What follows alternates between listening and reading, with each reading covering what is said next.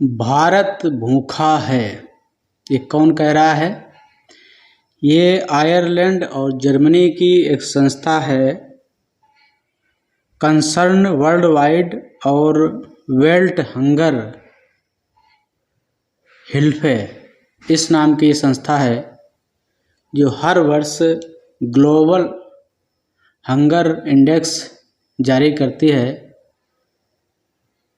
मतलब कि वैश्विक भुखमरी रिपोर्ट।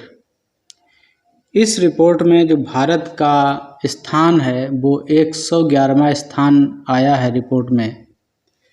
और ये संस्था सभी पूरे दुनिया भर में 125 देशों की रिपोर्ट तैयार करती है। उस रिपोर्ट के अनुसार भारत की जो भूख की स्थिति है वो यहाँ जो लोगों को पोषित भोजन नहीं मिल पाता है, कैलोरी के हिसाब से भोजन नहीं मिल पाता है, बहुत सारे बिंदु उनके होते हैं, उस हिसाब से रिपोर्ट तैयार करते हैं। 2023 में जो रिपोर्ट आई है उसमें ये भारत 111वें स्थान पे है, और इससे पहले 2022 में रिपोर्ट आई थी तब भारत 107वें स्थान पर था ऊपर से, जो 4 पायदान और ऊपर बढ़ गया, नीचे को चला गया। और 2021 की बात अगर हम करें तो ये 101वें स्थान पर भारत था उस समय, और 2022 के सापेक्ष वो 6 स्थान और नीचे चला, 21 के मतलब 21 के हिसाब से नीचे चला गया था।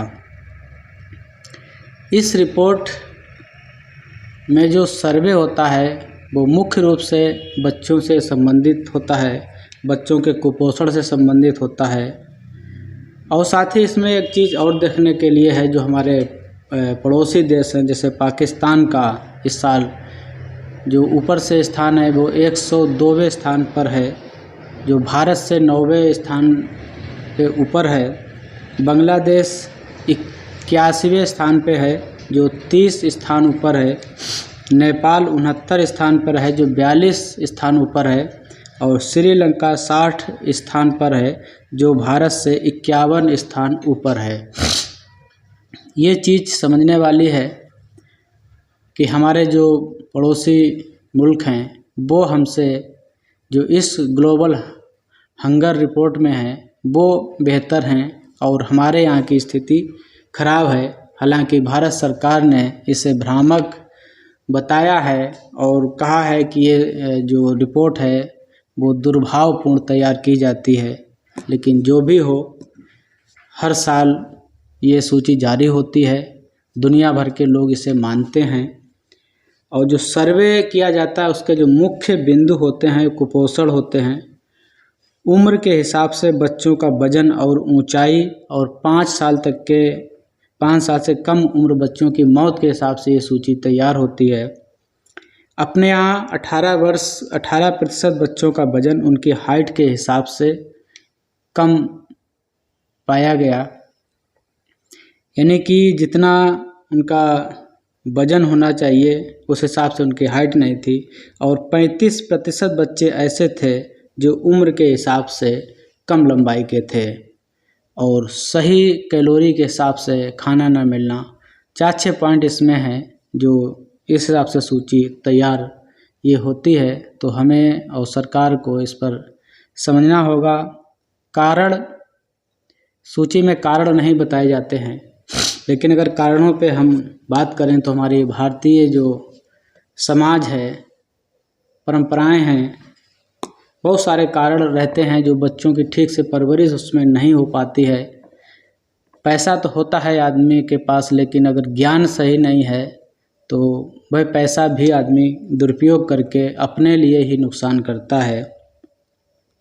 तो कारणों में हम सबसे पहले बात बताएंगे कि मतलब सही डाइट का ज्ञान ना होना, कि हमें अपने बच्चों को, छोटे बच्चों को, 5 साल बच्चों को या बड़ी उम्र के बच्चों को वजन के हिसाब से कितने कैलोरी का भोजन देना चाहिए, किस खाद्य पदार्थ में कितनी कैलोरी होती है। हमारे पास हमारी रसोई घर में कोई चार्ट नहीं होता है जिसमें ये लिखा हो कि जो आज हम बच्चे को खाना देने जा रहे हैं वो कितने कैलोरी का है, क्या वो उसके वजन और उम्र के हिसाब से पर्याप्त है। तो एक ये कारण हो गया कि डाइट का ज्ञान ना होना भी एक बहुत बड़ा कारण हो सकता है इसमें। और कैलोरी की मात्रा का हमें तो बिल्कुल ही ज्ञान नहीं। जो बहुत पढ़े लिखे हैं, जो संतुलित भोजन लेते हैं, मेडिकल लाइन से जुड़े हैं या सजग हैं लोग, उनको भले ही पता हो कि रोटी गेहूं के आटे में कितनी कैलोरी होती है, दूध में कितनी कैलोरी होती है, अंडे में कितनी कैलोरी होती है और घी में कितनी कैलोरी होती है, किस सब्जी में कौन सी विटामिन्स पाई जाती हैं, कितने कैलोरी, कार्बोहाइड्रेट, मिनरल्स वगैरह बहुत सारी चीज़ें होती हैं जो लोगों को जानकारी नहीं होती है। और कई क्षेत्रों में शुद्ध पेयजल ना होना भी इसका कई कारण होता है। जब पेयजल शुद्ध नहीं होता है तो वो शरीर को कई तरीके से नुकसान करता रहता है और बच्चों के शरीर विकसित नहीं हो पाते हैं। और ख़ासकर अपने यहाँ सारे लोगों की तो बात नहीं है, बाकी को ठीक है, लेकिन कई जगह कुपोषण है, बच्चों की परवरिश ठीक नहीं हो पाती है, लोग बच्चों पर ध्यान नहीं देते हैं और बच्चों के जन्म से लेकर उनकी शादी तक बहुत सारी रीति रिवाज परंपराएं सब निभाते रहते हैं। अनाप शनाप लोग पैसे खर्च करते हैं, कभी छठी हो गई, कभी अन्नप्राशन का हो गया, कभी और तमाम जन्मदिन वगैरह होते हैं, इन पर लोग बहुत सारा पैसा खर्च करते हैं, लेकिन बच्चों के पोषण पे लोग यहाँ पैसा नहीं खर्च करते हैं। उसका कारण यही है कि उन्हें सही से इस बात का ज्ञान नहीं होता है।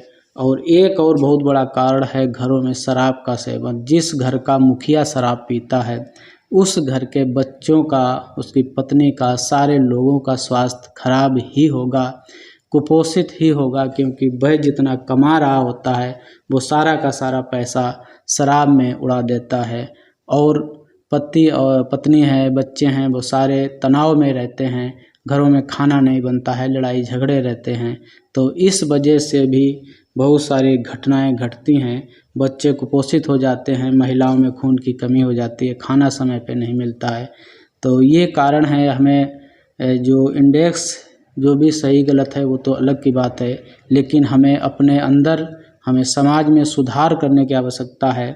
हमें अपने सही डाइट की जानकारी होनी चाहिए। हम जो खाना खा रहे हैं उसमें कैलोरी और जो भी मिनरल्स वगैरह हैं और तत्व होते हैं वो सारे हमें जानकारी होनी चाहिए कि हम कौन सा भोजन ले रहे हैं, क्या वो भोजन हमारे शरीर के लिए पर्याप्त है, अगर हम मेहनत करते हैं तो हमें कितने कैलोरी का भोजन मिलना चाहिए।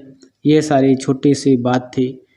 जो भारत लगातार तीसरे साल ऊपर से नीचे की तरफ खिसकता जा रहा है हंगर इंडेक्स सूची में, तो भले ही सरकार विरोध करे, लेकिन कहीं न कहीं जो सर्वे हुआ है वो सही ही होगा और है भी। अगर आप अपने आसपास देखें तो बहुत सारे ऐसे बच्चे होंगे जो उम्र के हिसाब से उनकी लंबाई नहीं होगी या लंबाई के हिसाब से उनका वजन नहीं होगा। 5 साल से कम उम्र के बच्चों की मौत का जो कारण है वो भी एक इसमें शामिल होता है, ये भी एक कारण हो सकता है। आप अगर हमारे चैनल पे नए हैं तो हमारे चैनल को सब्सक्राइब कर लीजिएगा, वीडियो को शेयर करिएगा। जो भारत भूखा है, ग्लोबल हंगर इंडेक्स, इसे वैश्विक भुखमरी रिपोर्ट भी कहते हैं। आप चाहें तो सर्च करके भी पढ़ सकते हैं, आप भी इसे समझ सकते हैं और अपने में इसे सुधार भी कर सकते हैं।